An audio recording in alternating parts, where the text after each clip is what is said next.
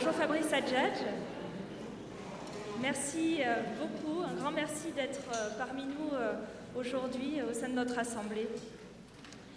Alors, la semaine dernière, quand avec Louis, qui est à ma droite, on s'est réunis pour essayer d'introduire ce thème de gagner ou perdre sa vie, comment choisir, eh bien, on a lu une parabole de Jésus racontée dans l'évangile de Luc. Je voudrais vous en lire un petit extrait. Il y avait un homme riche dont la terre avait bien rapporté. Et il se demandait « Que vais-je faire ? Car je n'ai pas où rassembler ma récolte. » Puis il se dit « Voici ce que je vais faire. Je vais démolir mes greniers, j'en bâtirai de plus grands, et j'y rassemblerai tout mon blé et mes biens. Et je dirai à moi-même « Te voilà avec quantité de biens en réserve pour de longues années.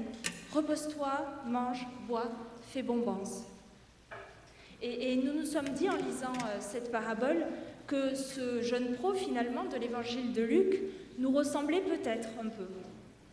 Il a réussi, ici en l'occurrence dans l'agriculture, sans causer de tort à qui que ce soit, c'est aussi manifestement un bon vivant et il n'aspire qu'à jouir du fruit de son travail, quoi de plus légitime en apparence. Mais Dieu lui-même prend la parole. Et c'est pour lui annoncer quelque chose de terrible, sa mort imminente le soir même. Et ce qui nous a particulièrement frappé, c'est qu'il le désigne en le traitant d'insensé. Insensé alors que précisément il avait tout planifié en bon professionnel, usant de son bon sens. Et si nous sommes ici réunis, c'est justement parce que nous aspirons à trouver un sens à nos vies professionnelles et affectives, pour qu'elles ne soient pas seulement sensées. Alors, y a-t-il paradoxe ? Apparemment oui. Et c'est un bon prétexte pour parler de la vie de Fabrice Adjadj, qui lui semble aimer les paradoxes, ou du moins les paradoxes l'aiment. Il se présente comme juif de nom arabe et de confession catholique. Voilà, né de parents militants révolutionnaires maoïstes. Fabrice Adjadj, vous avez eu une jeunesse athée, anarchiste, nihiliste et anti-chrétienne. Nietzsche, Bataille et Céline étaient vos écrivains de prédilection. Et voilà à peu près 20 ans qui se sont écoulés depuis. Et suite à votre conversion et votre baptême, vous êtes maintenant marié, père de 6 enfants. Et agrégé de philosophie, et maintenant parmi les auteurs de philosophie les plus reconnus actuellement. Depuis 1 an, vous dirigez l'Institut Philanthropos à Fribourg, en Suisse. En 2006, alors petit CV, en 2006, vous avez reçu le Grand Prix catholique de littérature pour votre essai « Réussir sa mort ». En 2010, on vous a décerné le prix de littérature religieuse pour La foi des démons. Et très récemment, vous avez aussi obtenu le prix Spiritualité d'aujourd'hui pour votre dernier livre, Parler de Dieu, comment parler de Dieu aujourd'hui. Donc, autrement dit, si on fait un bilan rapide, si la vie était un jeu de qui perd gagne, vous seriez en assez mauvaise posture. Maître de taquinerie, nous vous laissons maintenant la parole pour nous parler, pour nous mettre à votre enseignement, Fabrice Adjadj. Quel est l'essentiel d'une vie réussie ? Merci.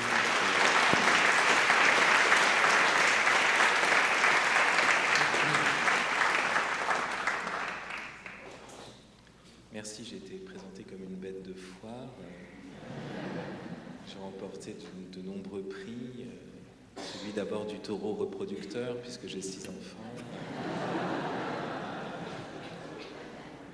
Non, je reste sur l'image de l'agriculture qui avait été comme concept, la réussite dans l'agriculture. Et effectivement, j'ai été médaillé comme bonne laitière, enfin des tas de choses de ce genre. Alors effectivement, oui, alors bien sûr, avec toutes ces reconnaissances, on est persuadé que je suis prêt à vous dispenser un enseignement extraordinaire. Je voudrais juste vous rappeler, c'est des choses qu'on oublie, hein, que comme vous, je suis démuni devant le mystère de l'existence. Je n'ai pas plus de compétences, hein, sachez-le. Donc moi, ce que je ferais, c'est plutôt déblayer le terrain que peut-être que vous édifier, je ne sais pas, mais enfin voilà. D'ailleurs, la question qu'on m'a demandé de traiter aujourd'hui, je vous le rappelle, alors moi j'avais ça comme intitulé, hein, bon, ce n'était pas l'essentiel d'une vie réussie, mais c'était gagner, vous l'avez dit tout à l'heure, gagner sa vie ou la perdre, comment choisir. Donc on m'encourage à explorer une perplexité. Parce que comment choisir, c'est quand on ne sait pas choisir, alors ça s'appelle être perplexe, vous voyez. C'est bien déjà hein, comme disposition, la perplexité. Moi j'aime bien, enfin j'aime mieux parler d'embarras, j'aime mieux embarrasser. Perplexité c'est un peu plus radical, mais j'aime bien. D'ailleurs je pensais, parce qu'aujourd'hui vous savez la mode c'est l'indignation plutôt, et on est indigné. On est assuré d'être lésé dans ses droits ou dans une certaine justice, et alors on prend la posture de l'indigné. En soi, c'est pas si mal que ça, mais j'avais pensé écrire un jour un manifeste désembarrassé. C'est plutôt mon cas, vous voyez. Je trouve que les problèmes ne sont pas si clairs. Et donc là, c'est bien parce qu'on me demande d'être embarrassé, puisque comment choisir, je ne sais pas. Donc merci Agnès. Il est apparemment évident que dans l'alternative, gagner sa vie ou la perdre, dans un premier temps, on pourrait se dire, bon, c'est sûr qu'on n'est pas là pour perdre notre vie, on est là plutôt pour gagner, on est des winners, comme on dit. Mais dès qu'on écoute bien ces termes, immédiatement on se rend compte qu'en fait c'est beaucoup plus complexe que cela et que ça n'est même pas une alternative, puisque la question comment choisir, ça nous montre qu'en fait, quand on gagne sa vie, on la perd. Il y a une sorte de bruit là, je ne sais pas d'où ça vient, c'est les retours des... Alors,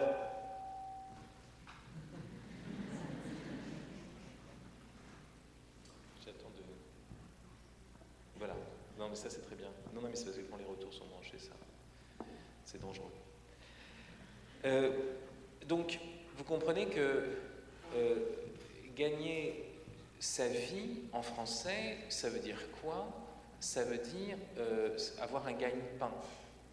Donc gagner sa vie, en français, ça veut dire vraiment gagner suffisamment d'argent, avoir une situation, comme on dit, qui nous permet de nous en sortir financièrement d'abord et d'être des bons consommateurs. Quand on dit de quelqu'un qu'il gagne bien sa vie, c'est assez inquiétant.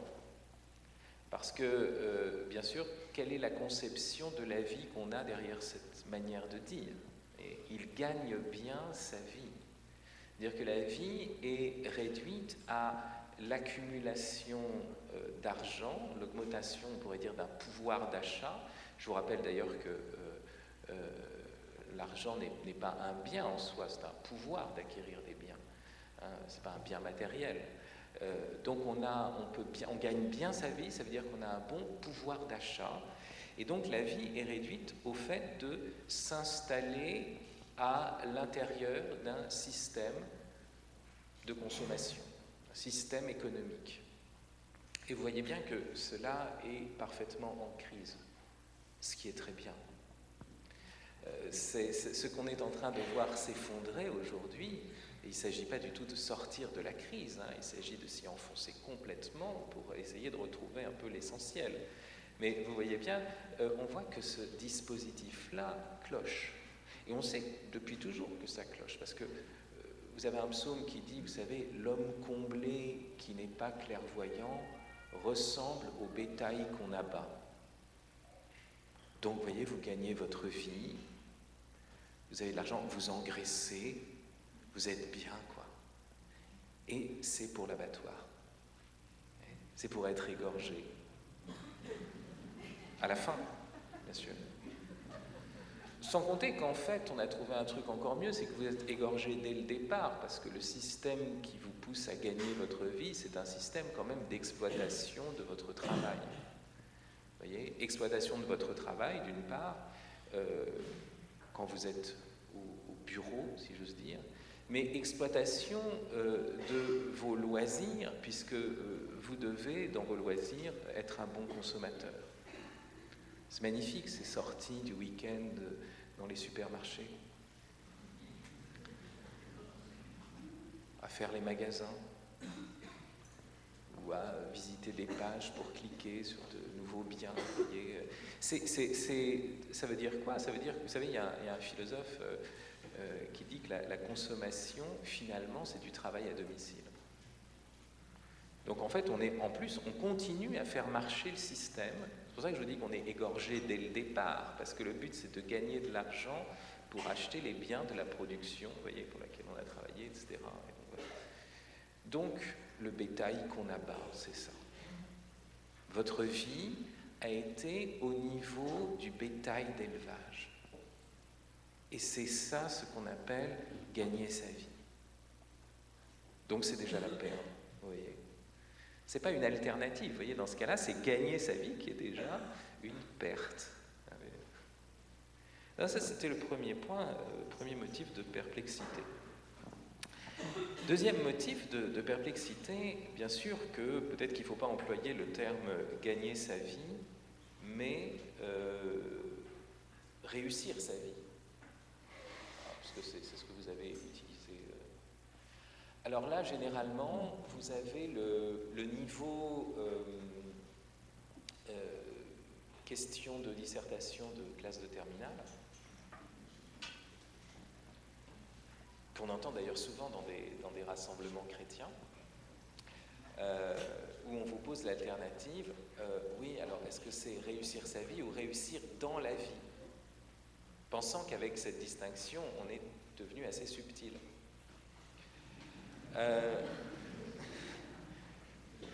Alors bien sûr, en plus, on vous explique que quand on fait cette distinction, l'important c'est de réussir sa vie, bien sûr. Parce que si vous réussissez dans la vie, en fait, réussir dans la vie, ça correspondrait à ce que je vous ai dit, vous avez bien gagné sa vie, avoir trouvé une situation, alors que quand vous avez réussi votre vie, c'est votre vie. Vous comprenez? This is my life. Ouais, c'est bien que je suis debout devant un hôtel, je peux faire un peu de preacher. Ouais, ouais. Non, les preachers, ils sont devant l'hôtel, ils ne sont pas derrière. Après, c'est des prêtres, c'est pas pareil. Alors, vous voyez, déjà, ça pose un problème, parce que ma vie, qu'est-ce que ça veut dire? Est-ce qu'on n'est pas déjà dans une rhétorique individualiste? Et pourquoi ma vie, ce serait mieux que la vie? Après tout, si vous êtes chrétien et que vous savez que le Christ est la vie, à ce moment-là, c'est plutôt le terme réussir dans la vie qui devrait vous attirer plus que réussir ma vie ou sa vie. Vous voyez? Donc déjà, cette manière de voir est un peu ambiguë. Il y a une chose que j'aime beaucoup dans cette manière de voir, c'est que c'est une question qui ne se pose pas vraiment pour un chien. Oui, il y a une vérité dans cette question réussir sa vie, parce que un chien, disons spontanément, avec les conditions ordinaires de sa vie, atteint naturellement donc la perfection du chien. J'ai pris le chien, j'aurais pu prendre, je ne sais pas, la moule ou le potamochère que j'aime beaucoup, qui m'est cher. Mais vous comprenez que c'est tout de suite inquiétant pour nous, parce que, vous voyez, le chien devient parfaitement canin, naturellement, alors qu'il est assez rare de rencontrer des hommes qui sont parfaitement humains. C'est-à-dire qu'on appartient à l'espèce humaine. Vous savez qu'en français, être humain, ça veut dire deux choses. D'une part, appartenir à l'espèce humaine, mais en plus déployer les potentialités de la nature humaine. Or, vous voyez qu'un chien déploie très facilement, très naturellement, toutes les potentialités de sa nature canine. Il va chercher là-bas, il remue la queue, c'est un bon chien fidèle, le meilleur ami de l'homme, comme vous savez, etc. Parce que c'est pas la femme, c'est le chien. pour ça que j'attends quand même quelques avancées morales, qu'on sorte comme ça de cet esprit réactionnaire, obscurantiste du mariage gay, où il faut aller jusqu'au mariage... enfin bon. Alors, avec le meilleur ami de l'homme, en tout cas. Alors, tout ça pour vous dire que c'est certain que l'homme, lui, a beaucoup plus de difficultés à devenir parfaitement humain, et donc on pourrait définir l'homme comme le seul animal capable de rater sa vie. Ça, c'est magnifique. C'est une belle définition de l'homme. Il rate, passe à côté, il est même condamné. C'est ce que nous dit d'ailleurs toute l'Écriture sainte. Vous savez, on commence comme ça. Je vous rappelle qu'il n'y a de grâce que pour des condamnés. Si vous êtes condamné, vous avez tout ce qu'il faut pour être gracié. Si vous vous sentez bien condamné, c'est bon. Le Christ est là. En tout cas, on sait très bien que dans la Bible, ça commence par un ratage. Ça commence par un ratage complet. Vous voyez, là, on est à ce niveau-là. Donc déjà, la question de la réussite, en fait, la Bible nous dit non, attendez, vous avez déjà raté. Ce qui peut être tranquillisant dans un certain rapport. Mais enfin bon, voilà. En tout cas, ce qui est certain, c'est qu'il est difficile d'être pleinement humain, il est difficile de penser la vie même en termes de réussite. Est-ce que si on devait penser la vie humaine en termes de réussite ou de ratage, on dirait que c'est plutôt, en général, pour l'homme, un ratage. Vous voyez ? Bon. C'est très difficile d'être vraiment humain. J'ai d'ailleurs une belle phrase d'Henri Michaud, poète que j'aime beaucoup. Il dit la chose suivante: en observant des séminaristes, bientôt docteurs en théologie, jouer à taper du pied sur un ballon de football, on est amené à remarquer qu'il est apparemment plus facile au tigre d'être totalement dignement tigre qu'il ne l'est pour l'homme d'être homme. Oui, c'est vrai. Qu'est-ce que c'est qu'un homme, vous voyez, un séminariste qui joue au football, sans que vraiment on se pose des questions, vous voyez, sur ce que c'est que le déploiement de l'humanité. Alors que le tigre, regardez la fluidité du tigre, de sa démarche, la manière dont il dévore les gazelles, c'est une vie simple, claire, réussie que celle du tigre. Celle de l'homme est embarrassée, problématique, chaque fois remise en question. Donc, peut-être que ces catégories de réussite ou d'échec ne sont pas les meilleurs même pour décrire ce que doit être la vie humaine, ou ce qu'est plutôt la vie humaine. Parce que parler en termes de réussite ou d'échec d'une vie, c'est déjà partir d'une échelle de valeurs qui serait extérieure à la vie. Ça, c'est la première chose. Or, est-ce que ce n'est pas la vie elle-même? Est-ce qu'il faut penser en termes de réussite ou d'échec, ou plutôt en termes de croissance, de fructification? Bon. Et puis la deuxième chose, c'est que penser en termes de réussite ou d'échec, c'est penser la vie toujours à partir d'un certain projet ou à partir d'une certaine recette. Vous voyez, on dit j'ai réussi mon gâteau, j'ai pas réussi mon gâteau. Est-ce qu'il y a des recettes pour bien vivre? J'espère que si vous êtes venu ici pour trouver des recettes pour bien vivre, vous voyez, vous étiez plein d'angoisse, vous étiez plein d'incertitude et vous cherchez une bonne recette pour être heureux, c'est déjà la catastrophe parce que vous n'êtes plus vivant. Vous êtes un 4/4. Si vous pensez que votre vie est un programme, qu'il faut trouver le programme pour parvenir au bonheur, vous n'êtes plus vivant. Un programme, tout est prévu à l'avance. Vous comprenez ? Et si vous êtes exclusivement dans vos projets, et que le problème c'est de réaliser ces projets, vous sortez aussi de la vie proprement humaine, qui est l'ouverture à l'événement, l'ouverture à la rencontre, l'ouverture à ce qui nous déroute de nos projets aussi. Et ça, c'est très important. Les psychologues, ceux qui ont fait de la philosophie, surtout, remarquent que précisément le propre de la psychose, c'est de ne vivre qu'en fonction d'un projet. Un psychotique a un projet. Un paranoïaque, et le problème, la folie paranoïaque, c'est qu'en fait tout est hyper intelligible autour de lui et tout est fonction de son projet. Vous voyez, la paranoïa, c'est ça. Quelqu'un vient de faire un geste, là, mademoiselle, vous avez fait un geste comme ça, elle est en train de faire un signe à quelqu'un. Voilà, je sais très bien qu'elle envoie un signe là, parce qu'en fait, ils vont me tomber dessus, là, tout à l'heure.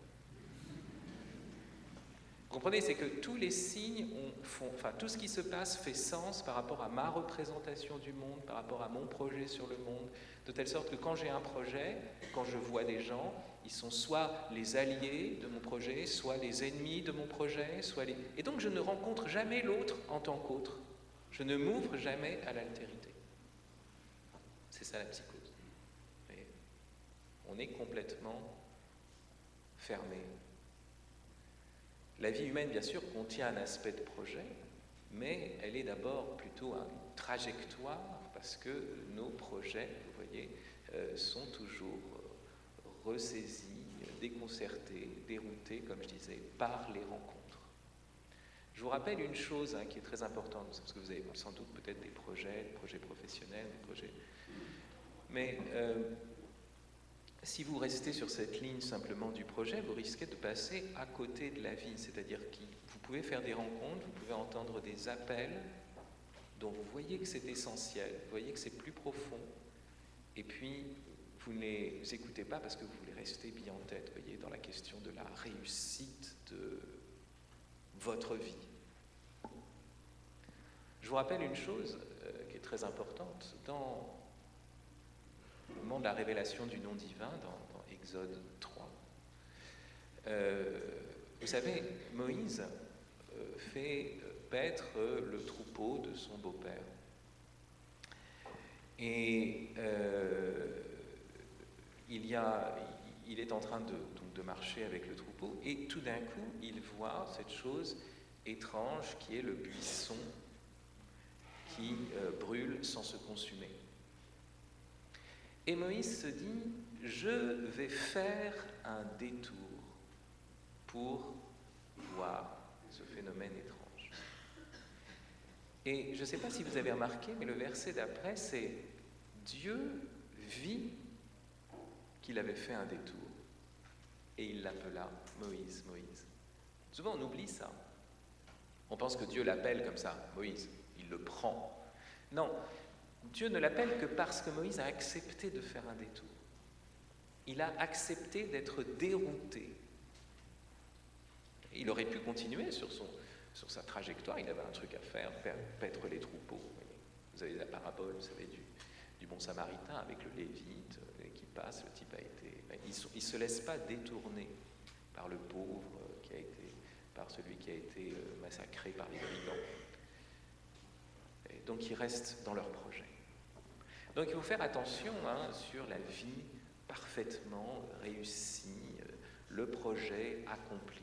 Peut-être que être vivant, c'est être ouvert à ce à quoi on ne s'attend pas.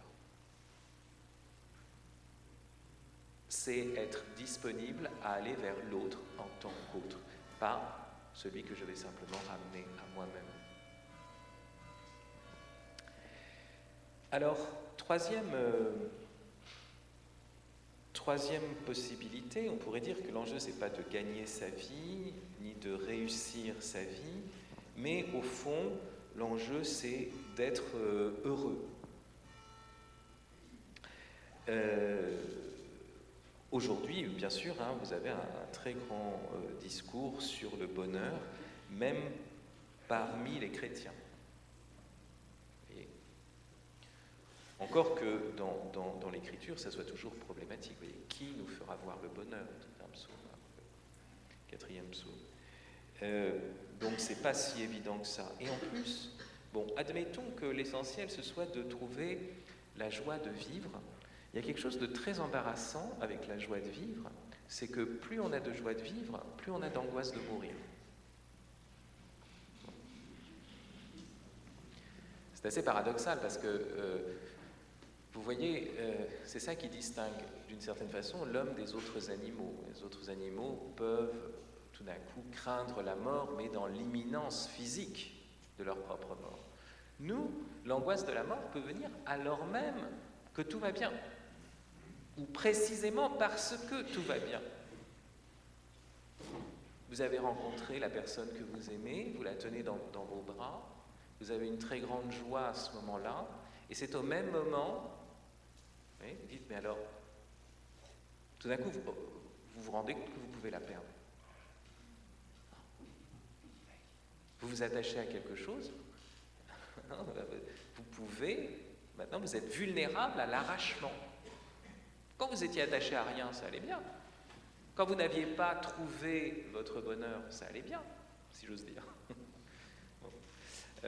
Mais une fois que vous avez trouvé, vous voyez, la joie de vivre, une joie ici-bas, et ben, voilà, forcément, vous avez l'angoisse de perdre ce que vous avez trouvé.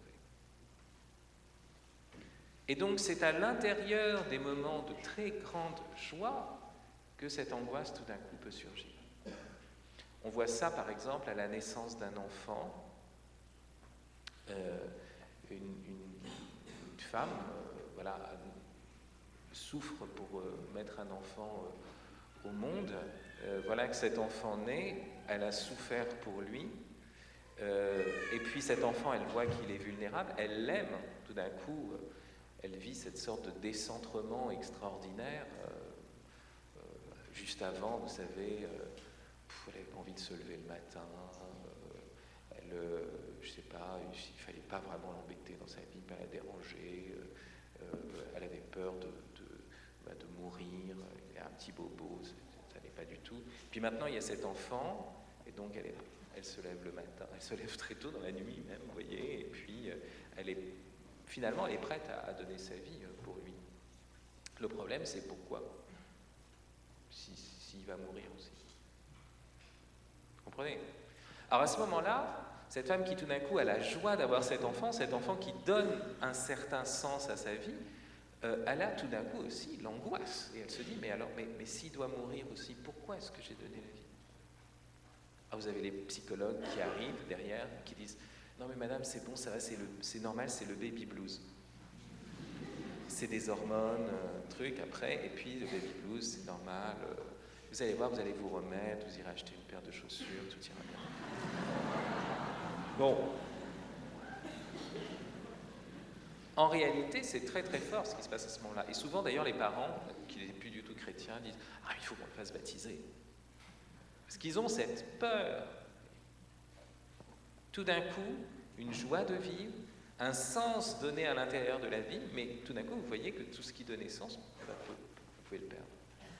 Et vous avez tout d'un coup cette grande angoisse, à l'occasion même de la joie, dans la joie même.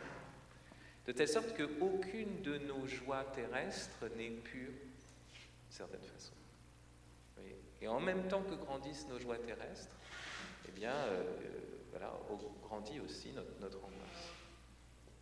Alors ça ne veut pas dire, ça veut pas dire que, vous voyez, il faut avoir que des convenus. Vous cherchez le malheur, comme ça la mort sera douce. Je pose un problème, vous voyez ici. Parce que si vous voulez avoir une vie longue, par exemple, emmerdez-vous. Il n'y a rien de tel pour rallonger le temps. Bon. Et puis, si vous voulez avoir une mort parfaitement douce, ayez une vie atroce. Et là, vous voyez, vous serez tranquille, mais bien, ça sera une délivrance. Non, ce que je vous dis, c'est pas du tout le discours de critique sur les joies terrestres, pas du tout de dire « Ah oui, regardez, toutes ces joies sont vaines, délaissez-les pour aller vers... » Non, c'est vraiment montrer l'ambiguïté de notre condition, on ne peut pas en sortir. Comme tel, c'est vraiment quelque chose qui est... Alors, vous voyez, il y a un aspect sombre, bien sûr, c'est qu'il y a cette question de la mort qui nous hante à l'intérieur même de nos joies, mais il y a un aspect lumineux aussi de cette remarque, qui est de dire, finalement, je n'ai d'angoisse de la mort que parce que j'ai d'abord vu la bonté de la vie. Vous savez, beaucoup de philosophes ont dit que l'angoisse était la disposition fondamentale de l'humanité, la tonalité fondamentale de l'existence. Mais en fait, ce n'est pas tout à fait juste, parce qu'il n'y a d'angoisse de la mort que parce qu'il y a d'abord joie devant la vie. Vous comprenez? De la même façon, quand vous avez une dépression, alors le problème c'est que c'est une pathologie, on ne peut pas en sortir par un simple acte de prise de conscience, mais quand tout d'un coup votre vie semble vide, vous savez, c'est le moment où on se lève, on se dit mais pourquoi, à quoi bon, il n'y a rien, quoi, etc. Mais ça n'est possible que parce qu'il y a en nous un désir de sens. S'il n'y avait pas de désir de sens, vous voyez, on poserait un acte après l'autre, comme les animaux. Mais en fait, le sentiment de l'absurdité présuppose, si vous voulez, l'élan vers le sens. S'il n'y avait pas en nous d'élan vers le sens, nous ne percevrions pas à aucun moment l'absurdité. Et donc, quand vous sentez que tout devient absurde et vide, c'est que vous ne pouvez pas dire c'est que ma vie n'a aucun sens. Oui, mais en même temps, ma vie doit avoir du sens, puisque sinon je ne sentirais pas ce vide. Vous comprenez? Donc en fait, ma vie a du sens, est en élan vers le sens. Mais vous voyez, dans ces moments où vous n'y comprenez plus rien, ça veut dire que le sens de votre vie n'est pas simplement le sens que vous lui donnez. Vous comprenez? C'est que le sens de nos vies, nous transcende, nous dépasse. Tous les sens que vous donnerez à votre vie, d'une certaine façon, vont s'effondrer l'un après l'autre à un moment, mais ce genre d'existence. Mais c'est bien, parce que ça veut dire que le sens est beaucoup plus haut que ce qu'on imagine. En tout cas, n'est pas entièrement à notre mesure. Vous voyez, donc, qu'est-ce qui fait qu'on est scandalisé devant le mal? C'est parce que d'abord, on a vu la bonté de la création. Ceux qui disent, vous voyez, il y a quelque chose de paradoxal, qui disent quelle vie de merde. Il y a des gens qui disent ça, vie de merde, c'est même devenu une sorte de profession. Mais vous remarquerez que quand vous concluez en disant vie de merde, malgré tout, qu'est-ce qui vous donne l'impression de ce côté que c'est la merde? C'est quand même que vous aspiriez à autre chose. Et cette autre chose, c'est quand même, vous ne l'avez pas reçue de nulle part, c'est dans la vie même que vous l'avez reçue. Donc vous voyez bien que quand vous dites vie de merde, en fait, c'est que vous sous-entendez que la vie est faite pour autre chose que ça. Et que la vie en elle-même, c'est pas de la merde. Vous comprenez cette chose-là, hein? Donc en fait, toujours comprendre que l'angoisse de la mort est d'abord fondée sur un premier émerveillement devant l'être. Nous n'aurions pas d'angoisse du néant si nous n'étions pas d'abord émerveillés devant l'être. Nous ne nous scandaliserions pas à propos du mal qui est dans le monde si nous n'avions pas vu d'abord la bonté, voyez, de l'existence. Sinon, on serait complètement indifférent.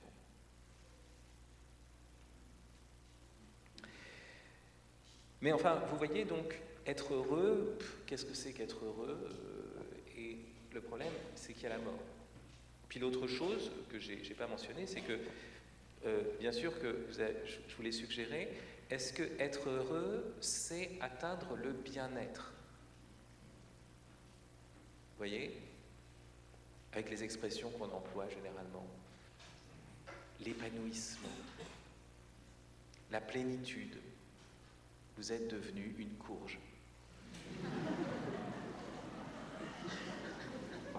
La courge est un bel exemple d'épanouissement et de plénitude.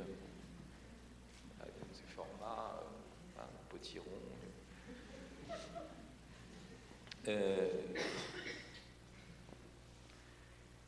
Est-ce que ce que nous cherchons essentiellement, quand on dit être heureux, c'est l'état de bien-être? C'est ça ce que je veux dire, ou l'état de plénitude. Vous voyez bien que il y a une différence entre, je pense, être heureux et se sentir bien. Vous pouvez être heureux alors même que vous souffrez, en fait. Vous voyez, une personne qui sait pourquoi elle souffre, qui souffre pour quelque chose qui en vaut la peine, comme on dit, eh bien cette personne-là, vous voyez, d'une certaine façon, elle est heureuse de faire ce qu'elle fait. Elle sait que ça a du sens. Donc ce qui est premier pour nous, c'est quand même, comme on disait, une vie qui est sensée. Alors bon, il faut faire toujours attention avec cette notion de sens, comme je vous l'ai dit, mais vous comprenez, à partir du moment où on peut souffrir, si on se voit qu'on souffre pour le bien, c'est déjà être heureux. Et inversement, être être en bonne santé. Si votre vie n'a pas de sens, ça vous donne beaucoup plus d'énergie pour vous jeter par la fenêtre. Ou alors, c'est aussi, vous voyez, vous avez beaucoup de...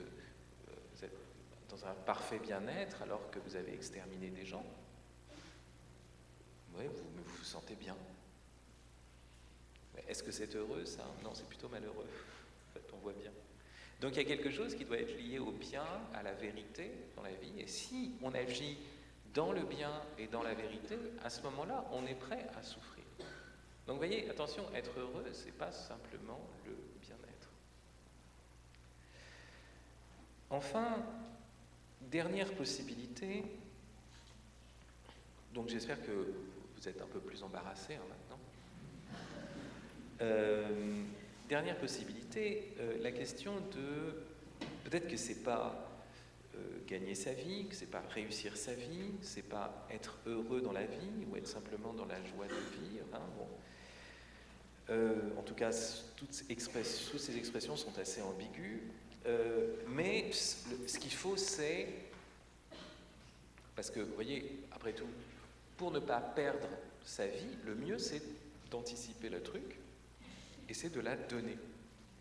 Alors ça aussi, grand truc dans la rhétorique chrétienne, donner sa vie. Vous voyez, il faut que vous donniez votre vie.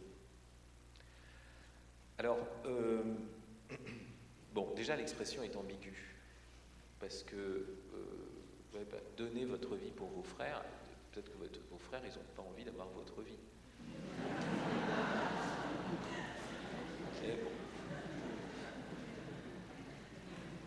Et puis en plus, si vous voulez, le don de soi, c'est quand... Parce que, voilà, je me donne à toi, comme ça, quand je suis chez toi, je suis chez moi, quoi. Vous voyez, la question du don de soi, c'est encore un rapport avec soi, quoi. C'est toujours soi qui est au cœur de cette question-là, et ça pose vraiment des problèmes. C'est une expression qui est un peu ambiguë, il faut vraiment l'entendre. S'il s'agissait, par exemple, est-ce que l'amour, c'est le don de soi?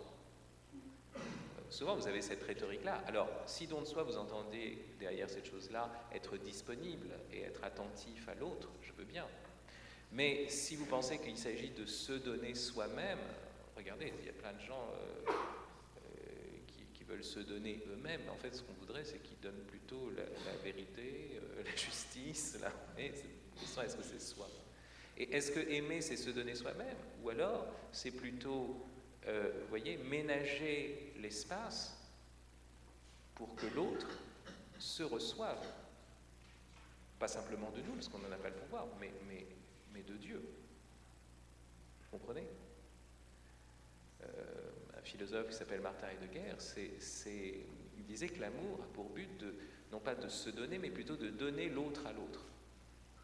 Faire en sorte que l'autre devienne lui-même tel que la vérité, la bonté se l'imagine, si j'ose dire. Donc, vous comprenez qu'on n'est pas simplement dans une logique de don de soi. Mais en plus, aujourd'hui, la question du don de sa vie et de donner même la vie est devenue extrêmement problématique. Nous sommes à une époque très très singulière. Et là, vous voyez, je repose la question, mais plutôt relativement, j'avais posé des problèmes généraux, plutôt relativement à notre époque, le moment du temps dans lequel nous sommes. Bien sûr que dans l'histoire de l'humanité, on peut ne voir que des invariants et se dire que le problème de l'humanité est toujours le même, et c'est vrai que les problèmes, on pourrait dire, essentiels sont toujours les mêmes. Forcément, ce qui est essentiel, c'est ce qui demeure en dessous de tout ce qui est accidentel, contingent. Mais il y a aussi quelque chose qui est propre à notre époque.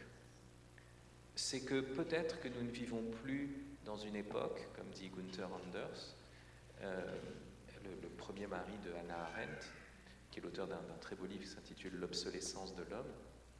Peut-être que nous ne vivons plus dans une époque, mais dans un délai. Notre rapport au temps, au XXe siècle, s'est radicalement modifié. Vous savez que les premiers chrétiens vivaient dans l'imminence de la venue du Christ, de la seconde venue du Christ, de ce qu'on appelle la parousie.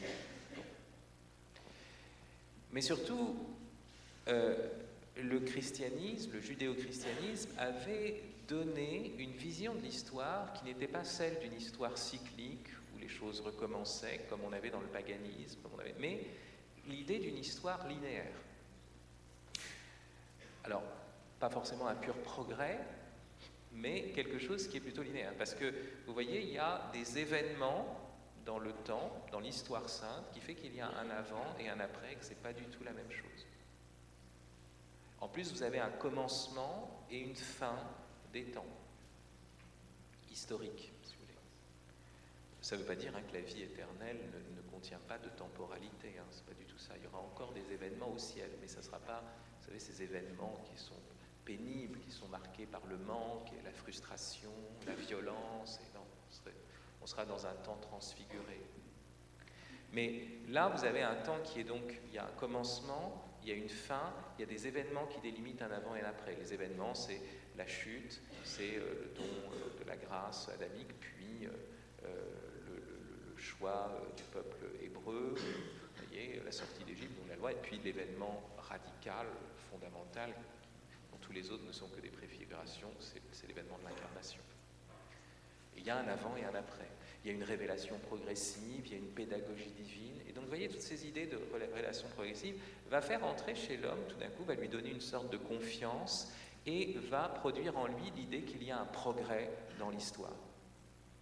Et toutes les pensées à partir du XVIIe siècle, on va temporaliser l'espérance chrétienne et on va produire des idéologies du progrès, où ce n'est pas un progrès qui est dû à la grâce de Dieu, où ce n'est pas un progrès spirituel comme tel, où en plus, à travers l'histoire, ce n'est pas conçu comme un double progrès, progrès du bien et du mal, du bon grain et de l'ivraie, et la séparation se fera à la moisson, mais tout d'un coup, on se dit, voilà, les hommes, en se prenant en main, vont produire un monde meilleur. Et donc, il va y avoir toute cette période qui est proprement moderne du progressisme. Ça commence au XVIe siècle, avec cette foi dans la science et dans cette capacité de faire des choses utiles à la vie, avec cette idée que le savoir doit être d'abord un pouvoir de transformer la vie, d'améliorer les conditions de la vie humaine. Donc vous avez toute cette phase de progrès qui va conduire aux grandes utopies politiques. D'abord la Révolution française, bien sûr, et puis vous aurez, bien sûr, le marxisme et toutes les grandes utopies historiques. On doit aussi parler du nazisme dans ce sens-là, qui était un progressisme. Le nazisme, voilà, Adolf Hitler pensait connaître les lois de la nature et de l'histoire et les appliquer en vue de produire une société meilleure, débarrassée de ces différents parasites, voilà, et produire un règne de puissance et de beauté qui était le Reich millénaire. Donc, toutes ces idéologies-là se sont effondrées. Et le progressisme a disparu pour laisser place à une sorte de catastrophisme généralisé.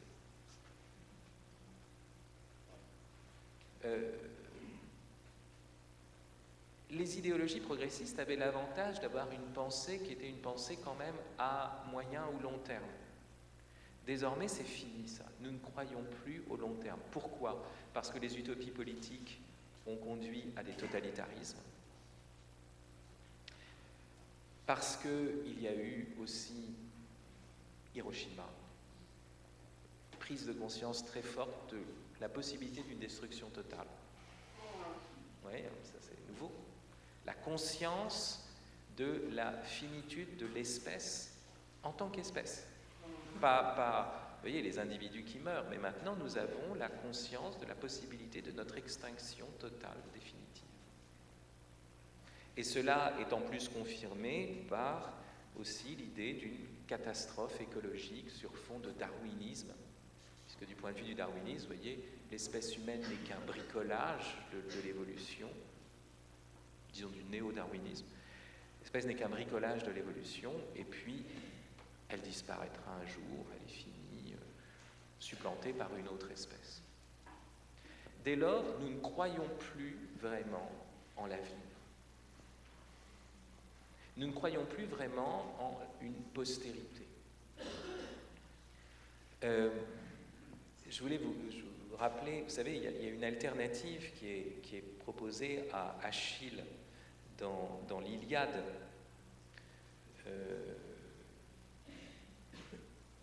Achille, c'est vraiment la figure du héros grec. Et justement, qu'est-ce que suppose quand même l'héroïsme? C'est un certain rapport à l'avenir, un certain rapport à la postérité. Le héros va avoir de la renommée, et donc une renommée qui va traverser, voyez, le temps, qui va aller au-delà de sa propre existence. Ma mère m'a dit, Thétis au pied d'argent, sa mère, que 2 génies m'emportent vers le terme de la mort. Si je reste ici à combattre Troie, la ville, plus de retour pour moi, donc il va mourir à Troie, mais ma gloire jamais ne périra. Si je reviens à la maison, dans la terre de la patrie, plus de noble gloire pour moi, et ma vie sera longue, et la mort, qui est la fin, ne m'atteindra pas tout de suite. Vous comprenez, là, ici, le dilemme, enfin l'alternative qui est proposée à Achille, c'est soit une vie brève ou abrégée, avec une mort violente sans doute, mais la gloire, la postérité, soit une vie longue, mais l'obscurité pour la vie.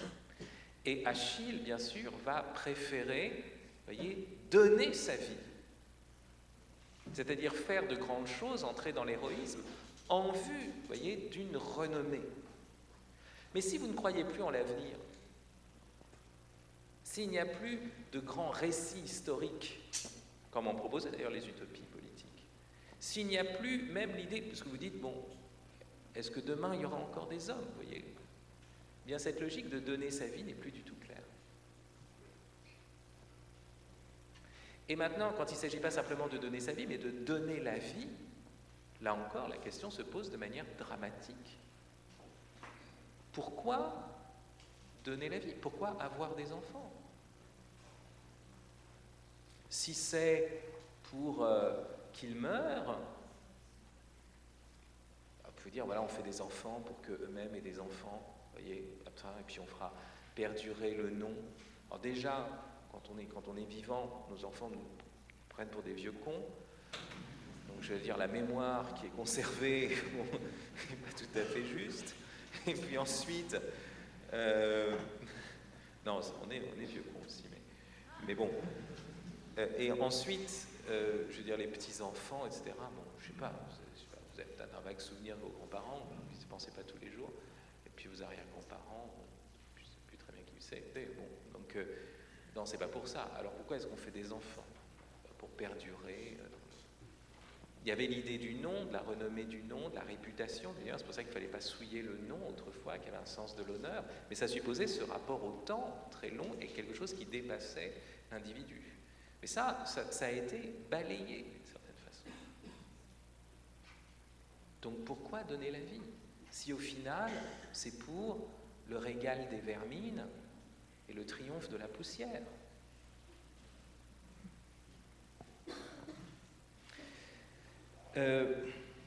Donc dans cette situation-là, on ne sait pas très bien pourquoi donner sa vie, qu'est-ce que ça veut dire, qu'est-ce que c'est que même pourquoi donner la vie. Et c'est pour ça qu'une figure, cette figure dont je vous ai parlé, la figure de celui qui veut gagner sa vie pour la dépenser, c'est-à-dire la figure du consommateur devient si importante. Parce que qu'est-ce que c'est que la consommation essentiellement? C'est le fait de s'étourdir, de fuir devant l'angoisse de la mort. Qu'est-ce que vous allez acheter au supermarché? Votre fuite devant l'angoisse de la mort. C'est d'abord ça.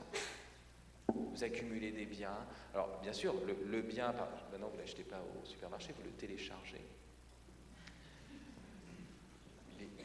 également, généralement.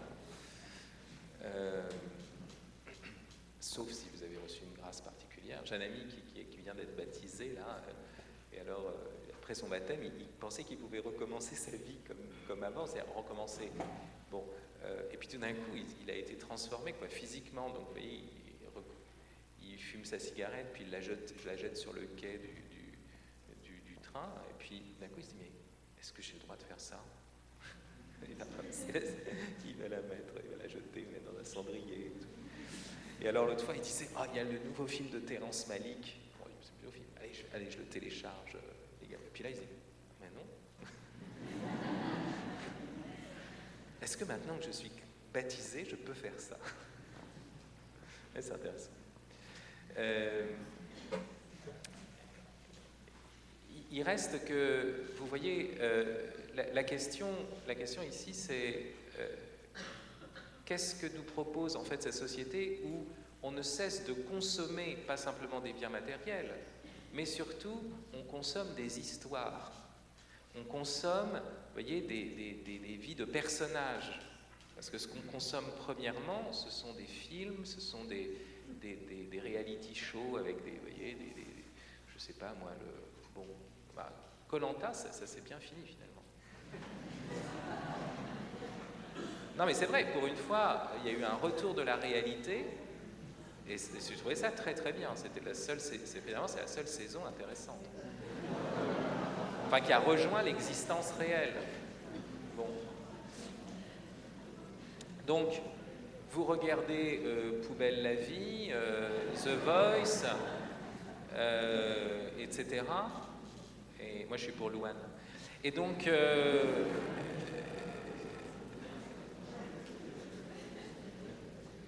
parce que j'ai dit fou, je me suis dit non, j'aurais dû dire nous. Et donc, qu'est-ce qu'on fait là? Qu'est-ce qu'on fait? Vous pouvez même avoir des chaînes chrétiennes, hein. Ça existe, notamment aux États-Unis.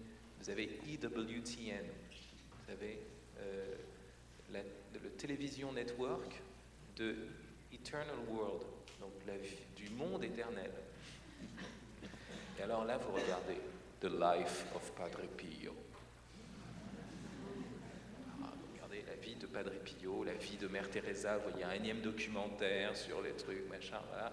Mais qu'est-ce que vous faites, vous? Mais parce qu'on se dit, mais à quoi bon faire? Puisque c'est pour rien. Donc c'est comme si nos pouvoirs étaient aliénés, vous voyez, dans ce monde de fiction, de virtualité. Quand je suis venu ici, j'ai pris le train, j'avais un garçon à côté de moi. C'était extraordinaire, il avait sa tablette tactile. Et quelle était son activité? De jouer à être un requin.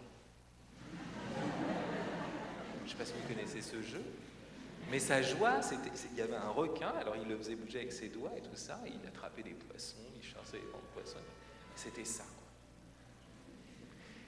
Et là, vous vous dites, mais oui, bien sûr, on peut passer sa vie à ça, quoi. Jouer à être un requin. Ou être un requin, d'ailleurs, c'est d'accord. Donc voilà, vous voyez, donc on est dans ce divertissement frénétique. Vous vous souvenez que Pascal disait qu'il y avait divertissement parce qu'on essayait de fuir devant l'angoisse de la mort. Et bien maintenant, le divertissement s'est emballé précisément parce que c'est plus seulement la mort ou la misère individuelle, mais c'est la possibilité de la mort collective. Vous voyez? D'où cette excroissance comme ça du virtuel. Alors, à partir de là,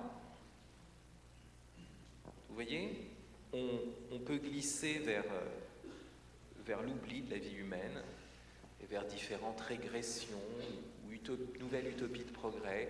Vous avez par exemple le technicisme qui va vous proposer de fabriquer, grâce aux nanotechnologies, au wire heading, au câblage de la tête, Wi-Fi, je sais pas, manipulation génétique, de faire une sorte de surhomme. Vous avez le projet, donc là on sort de l'humain déjà, on est dans le post-humain. Vous avez aussi l'écologisme.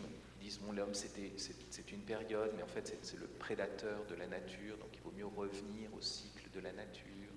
redevenir parmi les bêtes. Vous voyez, alors vous pouvez adhérer au mouvement pour l'extinction volontaire de l'espèce humaine. Il y en a, hein, c'est pas une blague, hein, je vous rappelle, hein, vous regardez, il y a un mouvement qui s'appelle VHEMT, Voluntary Human Extinction, voilà, mouvement, enfin, je sais pas quoi. Regardez, c'est très intéressant. Il y a même la Church of Euthanasia, hein, l'église d'euthanasie, qui a été reconnue, hein, même je crois à un moment, comme religion fédérale aux États-Unis, voilà, dont le slogan est Save the planet, kill yourself.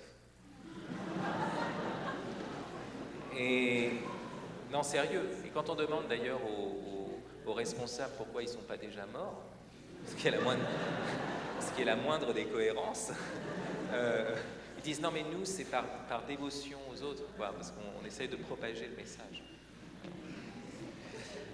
Et puis, l'autre possibilité de fuite totale, et ça, je voudrais vous le mentionner quand même, avant d'arriver à ma conclusion, c'est que l'autre possibilité de fuite devant la tâche d'avoir une vie humaine, c'est le fondamentalisme aussi.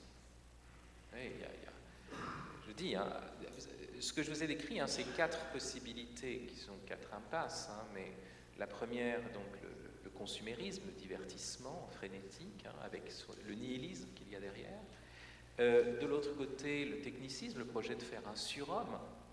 Et ce surhomme, vous savez bien que ce sera le dinosaure de l'avenir, parce qu'il va échouer, c'est pas possible. Vous vous rendez compte? Qu'est-ce qui se passe si vous commencez à fabriquer les hommes au lieu de les laisser naître? Qu'est-ce qui se passe? Ça veut dire que la présence humaine est liée à un certain degré de développement technologique. Donc ce qu'on aura fabriqué en, je ne sais pas moi, 2020, ben, ça sera, vous voyez, ils seront moins bons que ceux qu'on aura fabriqués en 2022. Parce que ça dépend, c'est-à-dire vous donnez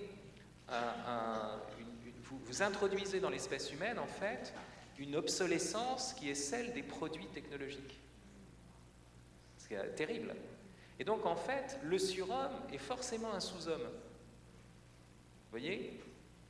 Comme le iPhone 1, vous voyez, c'est bon, c'est quoi l'iPhone 1 par rapport à mon vieux, je sais pas quoi, Nokia.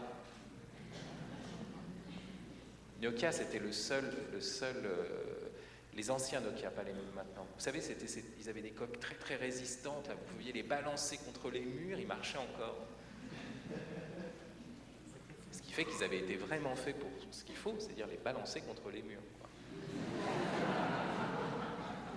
Et donc,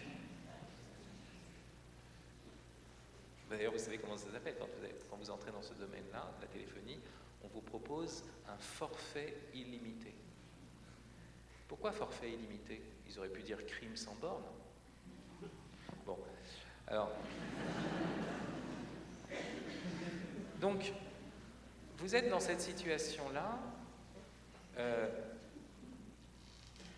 où, si vous commencez à faire des hommes d'une génération, vous voyez, le iPhone 1, vous voyez, la génération iPhone 1, et puis tout d'un coup, quelques années après, on fait le iPhone 7. Alors les types, ils vont dire, mais les hommes fabriqués en iPhone 1, là, on les fout à la poubelle. Vous voyez, adosser la perfection humaine à une performance de machine, ça conduit en fait à rendre les hommes caducs comme les machines, obsolètes comme les machines. L'écologisme, c'est l'autre possibilité, donc troisième possibilité, je vous ai dit, mais cet écologisme pose d'énormes problèmes parce qu'il y a l'amour de la nature, l'admiration devant la nature, etc. Mais s'il n'y a plus d'hommes, la nature n'est qu'une prolifération. S'il n'y a plus d'hommes pour contempler la nature, s'il n'y a plus d'hommes pour même protéger les espèces. Vous savez qu'en ce moment, c'est incroyable, hein, il y a des gens donc, qui se disent philosophes, ils font des symposiums pour savoir, pour promouvoir, enfin pour dire finalement, l'homme est égal à l'animal. Vous voyez, l'animal, la bête, l'homme, attention, il ne faut pas nous se prendre pour supérieur et tout. Voilà.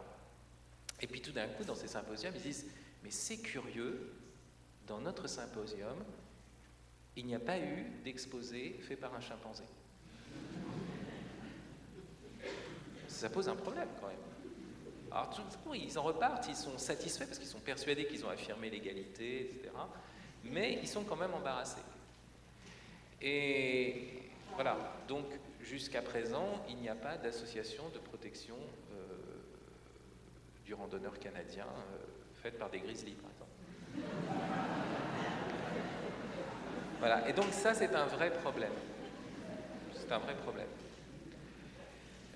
S'il n'y a plus d'hommes pour contempler la nature comme création, comme beauté, comme finalement, s'il n'y a plus d'hommes même pour accorder aux animaux un droit, parce qu'en fait, les animaux ne sont pas sujets de droit. S'il n'y a pas d'hommes pour en prendre soin, je veux dire, ils ne vont pas prendre soin les uns les autres, enfin, sauf dans Bambi, quoi.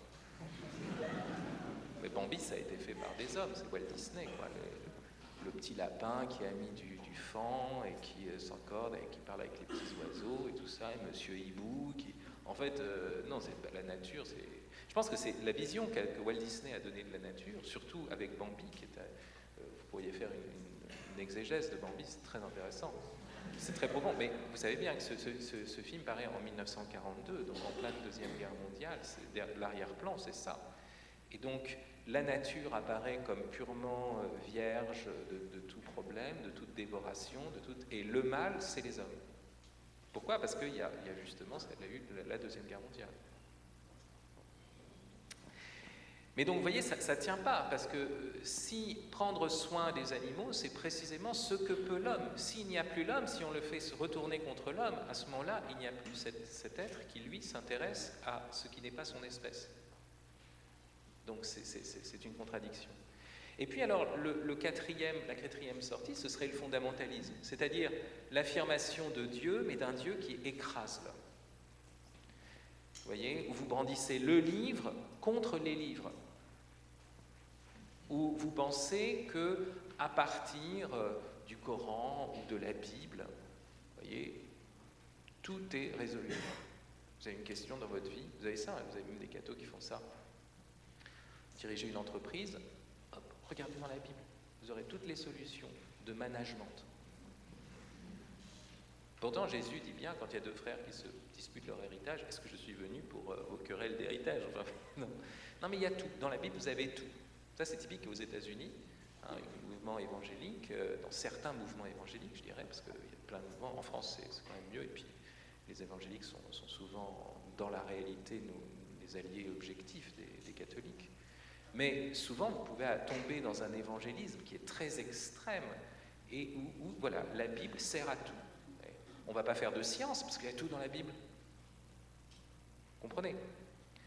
Et donc ça, ce fondamentalisme qui est écrasant, en plus, lui-même est contradictoire. Parce que si vous dites que la Bible rejette les autres livres, est en concurrence avec les autres livres, vous la mettez au niveau des autres livres. Vous comprenez? Si vous dites au contraire, mais non, la Bible n'est pas contre les livres, au contraire, elle n'est pas non plus stérilisatrice, mais elle a une telle profondeur de sens, une telle vertu séminale qu'elle nous pousse à redéployer toute la culture pour essayer d'approcher le mystère qu'il y a en elle, et puis elle nous dynamise pour penser des choses, elle nous engage à un service du prochain, par exemple, qui va aussi être au principe de certains développements technoscientifiques, etc. Donc vous voyez que ce n'est pas une concurrence. Donc le fondamentalisme est quand même aberrant, parce qu'il ne cesse de penser une sorte de concurrence entre le créateur et la créature, alors que le créateur a voulu la créature. Et vous ne pouvez plus aller vers le créateur sans vous tourner vers sa créature. Vous comprenez? C'est l'erreur du fondamentalisme, c'est de vouloir séparer les deux. Si vous allez vers un grand poète ou un écrivain, un grand écrivain, vous allez le voir, vous allez voir, ah, vous êtes un tel. Ah oui, je suis bien un tel. Ouais. Ah ouais, c'est merveilleux. Vraiment, c'est bien tout. Ouais. Alors la personne dit, mais vous avez lu quoi comme livre? Elle dit, ah non, j'ai rien lu. Ah non, mais j'ai vu dans un journal, puis j'ai vu votre photo. Qu'est-ce qui se passe quand on est dans cette situation-là? On voit que des personnes se rapprochent du grand écrivain, de l'homme politique, simplement pour graviter dans une sphère de pouvoir. Mais elles n'en ont rien à faire. Si vous aimez un poète, vous lisez sa poésie. Si vous aimez le créateur, vous aimez sa créature. Mais vous pouvez vous tourner vers Dieu, vers le créateur, pour être du côté d'une sphère de pouvoir, pour petit problème, et ça, vous vous sentez flatté d'être dans ce... Ça, c'est le fondamentalisme. Normalement, le créateur, comme le poète qui aime son poème et vers qui on va en allant aussi vers sa poésie, ben, vous allez vers le créateur en allant vers la créature. Donc vous voyez, le fondamentalisme aussi est absurde. Des choses qui ne tiennent pas. Alors voilà, donc on est dans cette situation-là où on ne sait pas très bien qu'est-ce que ça peut être gagner sa vie, la perdre, plutôt gagner c'est la perdre, réussir sa vie, donner la vie aujourd'hui. On est dans une situation radicale apparemment de perte de la légitimité de l'humain, avec une logique qui est à quoi sert de gagner le monde si le monde est fini. C'est pas là si on perd son âme, c'est vraiment si le monde est fini. Eh bien, à cause de ça, mesdames, mesdemoiselles, messieurs, nous vivons dans une époque formidable. Mais vraiment formidable. Il n'y a pas mieux. D'abord, vous devez être conscient qu'il n'y a pas mieux, parce que si vous commencez à en douter, si vous avez la nostalgie du Moyen-Âge, par exemple,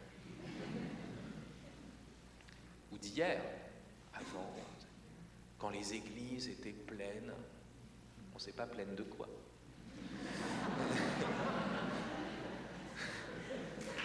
Alors, non, parce qu'on pouvait les bourrer, bon, mais ouais, c'était mieux avant, etc. Mais parler comme ça, avoir la nostalgie de la chrétienté, c'est ne pas être chrétien. Parce que si vous êtes chrétien, vous avez la foi que c'est la providence divine qui vous a mis à cette époque du temps. Et que c'était ici que nous avons à réaliser notre tâche de chrétien. Et ça n'est pas dans des charités imaginaires, nostalgiques ou utopiques. Ah, quand ça sera mieux, quand nous serons dans une société enfin rechristianisée, je pourrai témoigner.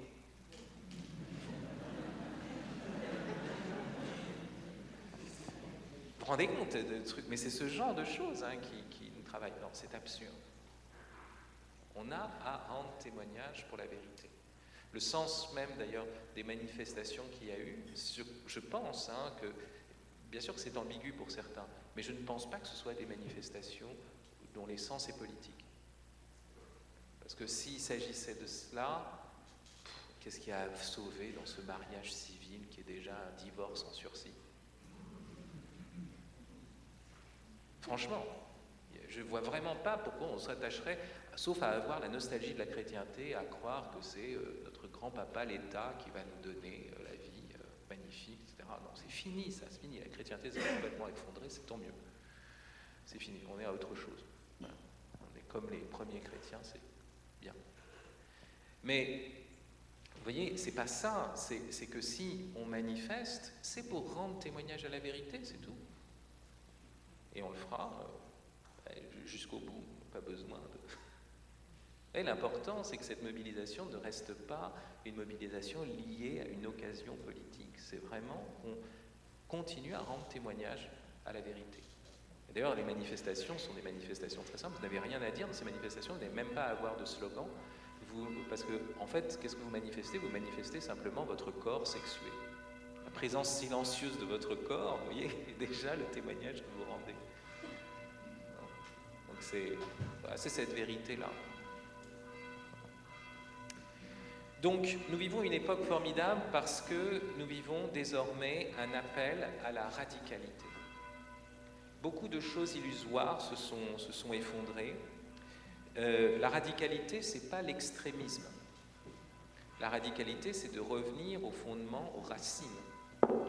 Et je crois que vraiment, c'est une très grande chance que nous avons aujourd'hui, de pouvoir revenir à l'essentiel. Le signe de cela, c'est le nouveau pape que nous avons. Nous avions besoin, bien sûr, j'étais un grand admirateur de Benoît XVI et vraiment de ce pape de la vérité, je dirais. Mais voilà que arrive le pape où, maintenant qu'on a eu tous ces grands enseignements de Jean-Paul II, de Benoît XVI, voilà que le pape François, lui, nous engage à les vivre et à entrer dans cette radicalité. Être tourné vers le Christ, parce que tous les espoirs mondains se sont effondrés.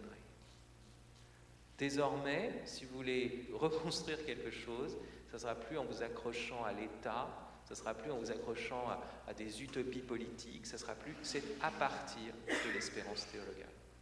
Si on veut que cette société revive, ça sera à partir du Christ que nous pourrons le faire. Parce qu'il n'y a plus rien. Regardez les socialistes. En quoi ont-ils une pensée sociale encore? Mais ils ne l'ont plus parce qu'ils n'ont plus de vision. Ils ne croient plus à l'avenir. Donc ils sont dans la gestion à court terme. Ils sont devenus comme les libéraux de droite à cause de ça. Il n'y a plus de vision. Tout ça s'effondre. Quant aux gens de droite qui rejoignent la manif pour tous, etc., c'est bon, vous savez bien que c'est un attelage boiteux. Pourquoi? Parce que eux, ils sont dans l'opposition, ils disent voilà, on s'accroche à ça, et puis demain ils feront la même chose. Enfin, ceux qui sont au pouvoir. Donc, vous voyez, le combat, il n'est pas là. Le combat, c'est vraiment de repartir du Christ, de repartir de l'évangélisation. La question de la nouvelle évangélisation, ce n'est pas une question pour l'Église, c'est une question pour l'Europe, pour l'avenir de l'Europe, qui va aller sinon dans quelque chose qui est une disparition vraiment de l'humain. Alors, c'est pour cela qu'on doit se tourner vers le Christ, entrer dans cette simplicité évangélique, ne pas se laisser posséder par nos possessions, et cela, on ne peut le faire qu'à partir je pense que c'est aussi pour ça que vous êtes là, à partir de communautés chrétiennes. Désormais, puisque nous n'avons plus, autrefois vous aviez les relais dans le monde, hein, même l'école de la République, avec les hussards de la République, tenait encore des valeurs qui étaient un héritage chrétien. Mais ça va être de moins en moins cela. Et même là, c'est même pas la question de l'héritage chrétien, c'est même la question du donné naturel, vous voyez, qui est mis en cause. Donc ça veut dire qu'on se retrouve dans une situation où il faut revivre, vous voyez, absolument la foi à partir de communautés chrétiennes. Vous êtes ici, vous allez repartir, disperser. La question, c'est qu'il faut que ce qu'on vit à la messe, ça puisse se vivre aussi dans des communautés qui existent sur le parvis de l'Église. Vous voyez ? Sur le parvis de l'Église, c'est-à-dire que, parce que les gens ne rentreront pas forcément dans l'Église, on ne peut pas les emmener tout de suite. Mais s'ils voient des êtres qui sont vivants, s'ils voient des êtres qui s'aiment, alors ils reconnaîtront de qui nous sommes les disciples, c'est l'évangile d'aujourd'hui. Donc vous voyez, ça c'est fondamental. Alors, pour conclure, je reviens quand même sur notre question. L'enjeu, c'est pas de gagner ou de perdre. Cette alternative est fausse. La vraie dynamique de la vie, c'est recevoir et offrir. Nous avons reçu la vie et nous avons reçu la vie pour l'offrir. La dimension, la dynamique même de notre existence, c'est celle-ci. La question, c'est que justement, il faut avoir compris la vie reçue pour pouvoir entrer dans la vie donnée. Il faut avoir foi dans la vie reçue comme un don pour pouvoir entrer dans la vie donnée. Si je ne crois pas que la vie est un don de Dieu, pourquoi donner la vie à un enfant? Si je me dis que cet enfant, sa personne, s'il va mourir demain. Donc vous voyez, ce qui est premier, c'est d'abord ce sens de réceptivité de la vie comme reçue. Vous savez, c'est le sens de... Pourquoi est-ce que Dieu commence par inscrire le signe de l'alliance sur le sexe des hommes? C'est quoi la circoncision? C'est parce qu'un homme, pour qu'il donne la vie en pleine lucidité, il faut d'une certaine façon qu'il croie en la vie, qu'il croie en la vie éternelle. Si vous dites, non, je sais pas, mon enfant va mourir, qu'est-ce que vous allez faire? Et si vous n'avez pas le signe de l'alliance, vous mettez un préservatif. C'est évident, parce que vous ne voyez pas pourquoi vous avez donné la vie. Et la sexualité, au lieu d'être le fait de se tourner vers l'autre, qui est la femme, et en se tournant vers l'autre, de déployer encore, de faire advenir encore un autre, qui est l'enfant, tout cela parce que nous croyons en la vie reçue d'un autre et qui va vers l'autre. Vous voyez? S'il n'y a pas ça, vous allez vous refermer et vous allez être dans cette logique de la castration. qui est la logique de l'époque contemporaine. Ce qu'on appelle la libération sexuelle, bien sûr, vous avez bien compris, c'est une castration, c'est le règne des castrats, sans la beauté de la voix. Et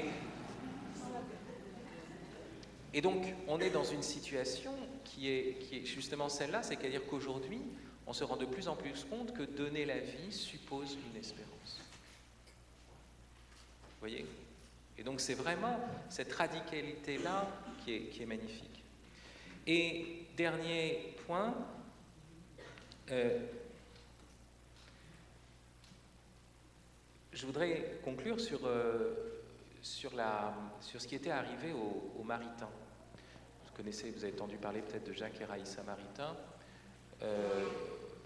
Au début du XXe siècle, ils étaient dans un univers très scientiste, très réductionniste déjà. Et ils étaient ensemble, ils s'aimaient. Mais ils avaient quelque chose qui était profondément humain, c'était le désir de la vérité. La vie humaine, je vous l'avais dit, être heureux, c'est d'abord être dans la vérité et dans la bonté. Et ils se disaient, mais s'il n'y a pas de vérité, si notre vie n'a aucun sens, pourquoi continuer? Alors ils étaient au jardin des plantes, et ils se sont dit, on va se donner encore un délai, quelques mois, et si jamais nous ne trouvons pas de vérité, eh bien, on se suicide. Oui. Voilà une situation élémentaire. S'il n'y a pas de vérité, on se suicide. Au moins, vous voyez, c'est clair. La vie n'a aucun sens, vous pouvez la prolonger longtemps, bon, pourquoi pas vous tirer une balle dans la tête tout de suite. Et à quoi bon, si c'est pour alimenter la vermine? Et à partir de là, qu'est-ce qui s'est passé? Ils ont eu une conversion. Ils ont eu une conversion parce qu'ils sont rentrés aussi dans la radicalité du questionnement. Quand vous voulez faire rentrer quelqu'un dans la radicalité du questionnement, il ne faut pas lui dire tout de suite « Jésus t'aime » ou « Dieu te pardonne » ou ouais, « Dieu est miséricorde », ça ne marche pas. Parce qu'il n'y a de miséricorde que pour un misérable. Vous voyez? Donc, vous voyez, avant la bonne nouvelle de la miséricorde, il y a toujours cette mauvaise nouvelle de notre misère. Ou en même temps, il y a cette mauvaise nouvelle de notre misère. Donc, toujours rappeler cette imminence de la mort, cette question. Les chrétiens devraient avoir des discours, pas des discours gentillets, etc., mais des discours avec cette radicalité-là. Et donc, vous voyez, vous êtes dans cette situation-là où pourquoi continuer? Donc eux, ils se disent, on va se tuer. Et c'est ça qui est logique. Si votre vie n'a aucun sens, s'il n'y a pas la vérité, à quoi bon?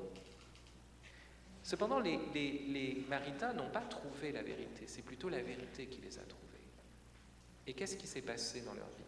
C'est que toute leur vie a été transformée de telle sorte qu'ils étaient prêts à mourir pour cette vérité. Et vous voyez, quelle est l'alternative réelle de notre vie? C'est non pas gagner, perdre, mais si l'on réfléchit bien, si on est parfaitement cohérent, c'est soit le suicide, soit le martyre. Pas le martyr au sens où l'entendent les musulmans, qui est un suicide en fait, un attentat suicide, c'est le contraire du martyr. Martyr, ça veut dire témoignage. Et on témoigne toujours pour la vie, on ne cherche pas à se tuer. On n'a aucune fascination pour la mort, au contraire. On témoigne de la vie, et voilà qu'il y a des personnes qui ne supportent pas de nous entendre témoigner pour la vie, et donc qui nous tuent. Mais il n'y a pas du tout de fascination de la mort dans le martyr. C'est la vie qui polarise le martyr. Le témoignage pour la vie. Mais vous voyez que, qu'est-ce qui se passe? Soit votre vie n'a aucun sens et à quoi bon continuer, soit alors il y a quelqu'un qui fait le sens de votre vie. Et alors à ce moment-là, vous devez être prêt à mourir pour lui. Et celui qui prend sa croix, qui me suit, c'est ce qu'on avait entendu tout à l'heure, qui perd sa vie pour moi, la sauvera. Donc, vous êtes jeune, je vous invite à entrer dans la radicalité. À la suite du nouveau pape que nous avons, qui nous enseigne ce dépouillement, qui nous enseigne cette vérité du témoignage, mais d'un témoignage qui est toujours dans l'amour, à partir d'une communauté chrétienne qui est vivante. Que cette mobilisation ne soit pas qu'un temps, voilà, dans votre vie, mais qu'elle soit vraiment ce qui va mettre l'étincelle pour que le feu se répande et se communique. Voilà, merci.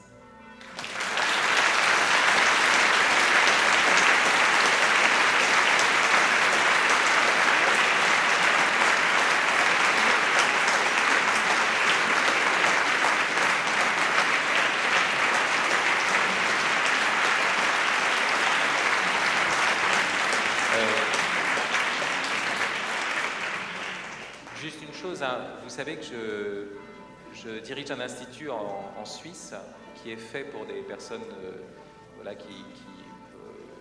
c'est une année, si vous voulez, de formation en anthropologie chrétienne. Donc vous faites de la philosophie, de la théologie, et puis on mène une vie fraternelle et spirituelle ensemble. Donc c'est un lieu qui est à la fois familial, où la vie intellectuelle se déploie à partir de l'existence de la vie commune.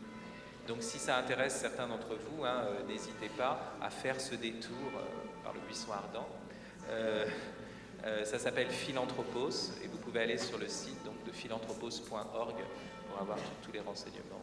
Voilà, merci.